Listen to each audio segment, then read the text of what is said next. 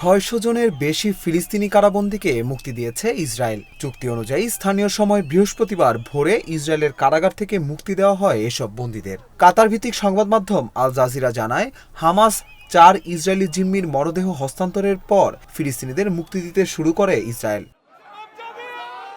প্রতিবেদনে বলা হয়, ভোরে ৬ শতাধিক ফিলিস্তিনিকে ওফার কারাগার থেকে ছেড়ে দেওয়া হয়। রেড ক্রসের সহায়তায় ৬০০ ফিলিস্তিনি বন্দীকে প্রথমে রামাল্লায় নিয়ে যাওয়া হয়। এরপর দক্ষিণ গাজার খান ইউনিসে ইউরোপীয় হাসপাতালে বন্দীদের বহনকারী ১২টি বাস পৌঁছায় বলে জানান প্রত্যক্ষদর্শীরা। জিম্মি ও বন্দী বিনিময়ের মধ্য দিয়ে গত ১৯ জানুয়ারি শুরু হওয়া যুদ্ধবিরতির প্রথম ধাপ শেষ হতে যাচ্ছে। এখন হামাস ইসরায়েল দুই পক্ষের মধ্যে দ্বিতীয় ধাপের যুদ্ধবিরতি নিয়ে আলোচনা শুরু হতে যাচ্ছে বলে জানিয়েছে মধ্যস্থতাকারী দেশগুলো।